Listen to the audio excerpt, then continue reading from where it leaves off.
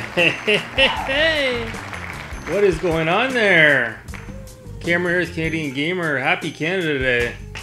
I'm not really the festive kind of person, but what the hell? A little bit of food coloring does a Corona good. Cheers. So, yeah, it's a weird... Definitely 2020 is going to go down as one of the most bizarre years of all time. You know, a lot of people that, are big on celebrating, especially their nationality or their country or whatever may be the case. They can't really... I guess you could say that you could still do it, but it's not obviously like it normally is. Especially where I live. You've got Toronto, which is one of the biggest cities in Canada. Toronto is the equivalent of, I don't know, maybe a New York City in the States. But Ottawa is kind of similar to Washington, D.C. Ottawa is what they call the nation's capital. That's where we have what's called Parliament Hill, and that's where the Prime Minister is our version of the President resides. And normally up on what they call the Hill, they have a concert and they have Canada Day, and everybody from around Canada comes to Ottawa. Not everybody, but a lot of people do. They travel and they come all the way to the nation's capital just to have a huge party. They shut down the streets and everything, so it's bigger than anything else in Canada on Canada Day, and it's live on TV. So they're not going to have it this year. So again, depressing time for a lot of people, which is rather unfortunate. What the hell is this?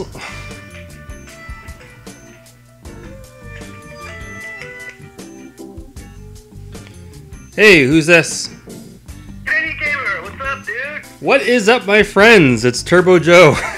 Wait, yes you do. How's it going? Good, good. We're just in the middle of shooting a little Canada Day special video here. Nice of you to join us. Perfect timing. What's the topic for this video? Oh, the usual. We're just talking about sex, drugs, rock and roll, booze. Love it. Yeah. Corny love, baby. Corny love. Yeah. No. There's not much going on, my friend. No. That's awesome. Well, did you have a nice day at work today? I mean, I just got my I was driven crazy today by the children. Cause I work at home and I have to watch my kids. It's just crazy. How was your day? Yeah. Well, it's funny you say that, because the last job I had, we had the work from home option, and I never took advantage of it because I always thought, I don't want to work from home because it's going to be like, you work an 8-hour shift at home in front of the computer, and then you get off shift and you're still at home and you get sick of being at home. It's nice to be out with other people, but now my new job, I'm outside all day and I'm in my car, so it's quite different from being in the office. So yeah, it does have its perks and all, but definitely has its drawbacks. Yeah. It's like 3 months straight, get a little nuts. Well, the work from home option is pretty good for people that have children, so I could see how there's a benefit to that. Yeah, it's working out because the daycares are closed, and we're saving a ton of money here in New York with the daycare. So just trying to survive. Yeah, I imagine the cost of daycare. That's probably almost a whole paycheck. Same. Yeah, no, it's pretty crazy, and then you have to worry about finding someone that's responsible enough to look after your children as well. So. Yeah, that's very important. You gotta make finding the right place, the right setup. Yeah. What's going on, dude? Well, not to get too much into it there, but with COVID-19, it's a little bit of a different Canada Day up here in Canada. I'm close to the nation's capital, which is Ottawa. And right. Ottawa is basically where the Prime Minister lives, and that's similar to what you guys have with the President. And in Canada, in Ottawa, Canada Day, it's the biggest. They have the biggest parade and get together with live music in Ottawa, and everybody from around Canada usually comes into Ottawa to go on what they call Parliament Hill, and they shut down all of downtown. It's a huge parade. It's recorded. It's on live TV. So they're not going to have that this year. So a lot of people are kind of, having a little bit of a celebration at home, if you will, with their small group of friends. Wow. There's places around the U.S. they're still getting like spikes in COVID. It's crazy. But New York everyone's still pretty much locked down. I would say like 50% are going to work and the other 50% are staying home. And when you don't see anyone out in public, desk here, it's kind of like a law now. And I'm not sure what other people are doing for July 4th here at Independence Day, but I'm probably staying local, maybe go see my mother-in-law.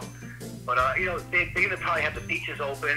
I just don't understand how people are going to be going to the beaches wearing masks and stuff, but people are doing it. Cause, like, on the weekends here on Long Island, it's just so many people who just want to be here on the island on the weekends. It's like, even in the COVID thing, like, the last couple of weekends I've noticed, like, spike in traffic around here. It's crazy. Yeah, speaking of New York City, I'm sure you saw in my previous video I mentioned there, I watched the movie there, The Warriors, and that takes place on Coney Island, eh? Right, yeah. The beginning of the game, with the start menu, yeah. You see the carousel there, the Wonder Wheel. Yeah. Yeah, bro, that's Coney Island. It's got the sickest roller coaster. I don't know if you've ever heard of it. It's called Cyclone. Yeah, I have heard of it. Oh, I guess it's supposed to be like a famous roller coaster here, but it's like made of like wood, and it feels like it's gonna fall apart when you ride on it, which makes it which makes it like 10 times more scarier because you think you're gonna die on this thing. Because all you have is like a little bar that holds you in, and it creaks like a rotting piece of wood, and that first dip is almost like a straight drop, and you think you're dead. Like, oh yeah. There's no like shoulder harness to support you like the other roller coasters have. Yeah. Crazy. It's like a rickety roller coaster, kind of like the... Right. One of those old-fashioned ones that threats you around, The one on... it's kind of like the one there in Donkey Kong Country, too. Yeah. Well, yeah, you're right. Speaking of roller coasters, I used to love going on the roller coasters when I was young. And one time I went on a roller coaster with my sister. And you know how a lot of times when roller coasters start, they go up. And then it gets to the top and then it drops. Well, it was going up, and this was a wooden roller coaster. It was going up, and all of a sudden there was a malfunction, and the whole roller coaster stopped, and we were on like almost like a 75-degree angle, and we're freaking out because you can't get out, right? And we're like, what if this whole thing just drops? Yeah. No, I used to love roller coasters up until maybe like a few years ago, and now I mean. I'm not afraid of them, but I just won't I'm not as excited as I used to be to go on them. I don't know, maybe because I'm getting older. Yeah. But yeah, up in Toronto, they have what's called the CN Tower, and it's one of the tallest buildings in the world. It used to be the tallest skyscraper in the world until I think there's one in Japan now that's taller, but I think Dubai has the biggest. Or maybe Dubai. Skyscraper now. Yeah, UAE.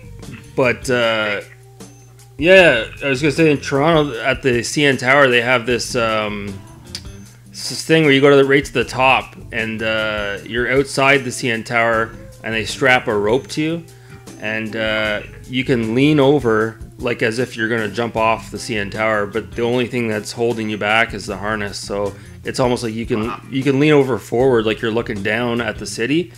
Like that kind of freaked me out, to be honest, but yeah, that's gotta be definitely. Yeah. Definitely. But I guess just while I have you on the phone here, just to talk about the gaming community for a few minutes. I watched a video today from a guy I followed, Dads and Lads Gaming, and he picked up a Laserdisc player. Do you remember those? Yeah, my father had one. It looks like a giant CD. It's silver and it's about the size of a record, like a standard record. Yeah, exactly. Yeah. So. Yeah, my father had that for a while. Just like almost like a record player that played movies, and they were pretty sharp. They just didn't catch on because they were really expensive, and VHS tapes were the popular medium back then in the 80s. But my father was always into like a high tech shit, so. He always had the best of everything. So I remember those. I remember he had Michael Jackson's Thriller on Laserdisc, and I used to always want to play it over and over. I used to love Michael Jackson. Yeah, I used to love Michael Jackson as well. Yeah, when we were kids, he was like, shit. And he was also he was showing off a game you could get on the PS3, but it originally came out on the original Xbox, House of the Dead 3. And yeah, so it's a light gun game. Oh, so would you use the PlayStation Move?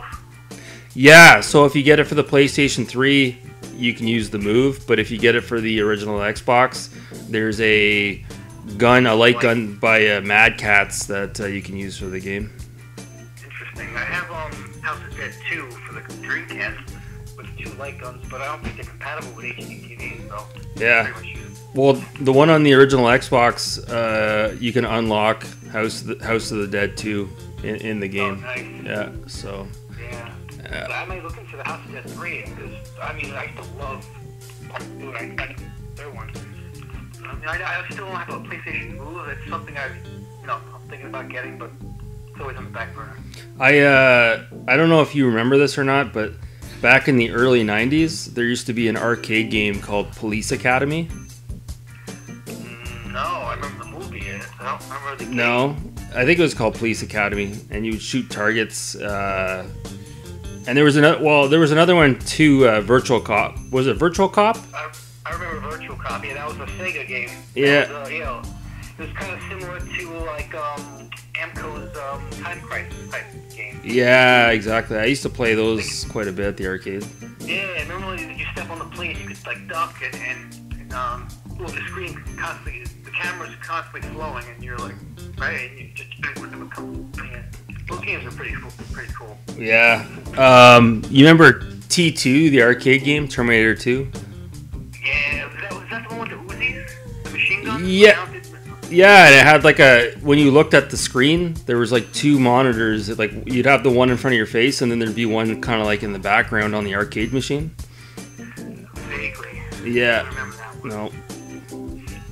One of my favorites was the one where you sat down and there was like this like fighter stick that you held onto. I don't know if you remember that one. What was it called? It was like it was a Star Wars like sit down arcade game, and you follow like through the three movies, the original trilogy, and for each movie you play out some of the scenes from the movie. And I can't remember. Oh. It was like a sit down machine. It was really friggin'. Vaguely, yeah, I think I vaguely remember that one as well. But I've never seen like a port, for that game to play for the console. I haven't seen it anywhere. Well, there's a lot of arcade games that never got ported to the home console. It's crazy. Right? There's thousands and thousands of ports, but there's still a lot that are missing. I guess one other thing I'll mention to you here while I have you on the phone here. I guess the biggest thing right now is the controversy over the Last of Us 2. Yeah, I hear you like choose a side on YouTube. Some people are choosing the hate parade, and then there's some other optimistics out there. But I never played the first one, so like the whole it talked about. Like, I never finished like these open world games, all these movie-driven games that spawn the time. I never get through them, so I haven't played like a movie cinema type video game since the PS3. I think it was Heavy Rain was like the last one. Heavy Rain, yeah. That was a good one too. I think like when I think of games like that, I think of well, you don't have an Xbox 360, but Alan Wake was another one on the 360. No, that's not familiar. Was that exclusive? Probably. Well, it was done by Remedy. They did Max Payne. Okay. So they did a lot of the story-driven games there. But with The Last of Us 2, I think a lot of people are just kind of, they feel like for what's the company that made the game Last of Us 2? It was the same company that did Crash Bandicoot, right? Naughty Dog? Yeah, a lot of people are not too big on the fact that Naughty Dog is kind of pushing a little bit of a SJW narrative. Like apparently, obviously the lead protagonist is a lesbian, but apparently later on in the game, there's a transgender person in the game as well. I don't have an issue with it. I'm impartial to it. I'm not crazy on that, but I don't think it's bad to put that in a video game if it's natural. But I think Naughty Dog kind of forced it on people. Yeah, see, I wouldn't know because I'm still I still didn't play the original, even though I have a copy of the original. I just haven't gotten to playing it. Yeah. But from what some people fucking. I've heard that complaint, which me myself included. I really don't care as long as the story's good. But that seems to be the problem with a lot of gamers. That's the story. They're killing off the main characters and like ridiculous things you're forced to do. It doesn't make any sense. That's why I feel like a lot of people are bitching about that. But other people seem to like it. But yeah, I know. Did you play the original? Because I really haven't played that one. No, I didn't play it, but like it's weird because I know one guy in the community, and he goes on about it like it's the greatest thing since sliced bread. And then there's another guy in the community, and he talks about how the game is like paper thin, and like sure it's got a decent story, but the actual gameplay leaves a little bit to be desired. Kind of like that other game that came out on the PS4 there, Days Gone. I don't know if you played that one. I see a lot of one of the channels I'm subscribed to. He does a lot of playthroughs through Days Gone, so I've seen so much of that game and never even played it, but I've seen hours of footage. But I think the whole zombie apocalypse thing's been beaten to death. Like it's. Yeah, I know. That's why it's probably why I just haven't been interested in it. Yeah. I feel like, all these games today, thanks Shenmue, for the games you have today. Because Shenmue was one of the first story-driven games I ever heard of. I played. See a lot of these new games are, they steal all kinds of ideas from that original game. Yeah, which is funny because when you go back and play Shenmue now, it's while it's revolutionary for its time, it's kind of hard to play it now. It's kind of getting a little bit long in the tooth. I bought the HD remake there for the Xbox One there, and I got about halfway through it and I put it down. Yeah, I got about halfway through it, but I think it's more because I already know the story, and like you said, it's second time around, 20 years later, video games have come such a long way, but back then that was like blow you away, Yeah. Yeah, I guess the last thing I'll mention to you there, just before I let you go, I saw there's a guy on YouTube there. His name's Modern Vintage Gamer MVG. Have you heard about him? He's from Australia. I think I may have seen a video from him a long time ago. He's like a bald guy. He's got like pretty big eyebrows. Well, he's like I wouldn't call him a hacker, but he's he's really good with the mod scene. And he put up a video this week, and apparently somebody else out there found an exploit on the PS2. So now there's a way that you can play burned discs, burned DVDs on the PS2 without having to mod the console. Okay, interesting. So I don't know if that's something that interests you or not, but. I have all the PlayStations hooked up to my TV, and my PS2 is hooked up via component. So I usually go to like a Blu-ray or DVD medium. I just usually fire up the PlayStation 4 because it's usually the one I always have, ready to go. But I don't think I haven't played a DVD on my PS2 in a long time because it was always, especially the slim models, were always fidgety. They're noisy. And I remember I was telling you how noisy my disc drive is, and it would often skip my movies. So with the PS2, for me, I've had really bad luck with PS2. Oh yeah, I've had bad luck with the PS2 controllers. What's that? I've had bad luck with PlayStation 2 controllers. Oh, PlayStation 2 controllers. Yeah. Well, I've had my controllers have held up over the years, but I went through 3 PS2 consoles. It's weird, Yeah. I went through one original one and then 2 slims. I'm on my fourth PlayStation 2. That's fucking crazy. Yeah, again, I know you're not really you don't have a 360 there, but like everybody's talking about the new consoles coming out, but man, my 360 library, I'm sure you can sort of, like your PS3 library is pretty big, but my Xbox 360 library is so big right now with games I haven't even touched. I have enough games to last me the next 15, 20 years. I don't really have an inkling to, Me too. Same here. When you've been collecting so many years, you get a stockpile of games around to it, and they stay, you know, still shrink wrapped. Like, I still have PS2 games unopened. Like you said, the 360, my PS3 equivalent, I have a shit ton of games there, and I still want to collect them more. And I also have like 100 indie downloads from PS3 on my hard drive that are just, you know, so much fun. There's never enough time to play these great games. Yeah. All right. Well, I guess I'll let you go there. I don't want to hold you up too long, but do you have big plans there for Independence Day? Nah, we're just gonna maybe go to my mother-in-law's for maybe a little barbecue. You know, the friggin' fireworks sometimes over the last few years they really annoy me with loud explosions and shit. People are just crazy. Yeah. So, no, I get that. You know, it used to be fun for me, but you know, not so much anymore. No. You know, better and whatnot. Yeah, for sure. All right, well, I'll let you go there, but I hope you have a good night, and I'm sure we'll be talking soon. Sure, bro. Thanks for having me on. All right. Take care. Bye. You too, bro. Bye-bye. There you go. Turbo Joe comes to the channel. So I guess we'll cut it off there. We're right around the 22-minute mark. But, yeah, Joe's a cool guy. I'll leave a link to his channel in the pinned comments. And that's pretty much it. Like I said, Canada Day is tomorrow. I'm just going to chill out, kick around here a little bit, maybe have a few more of these.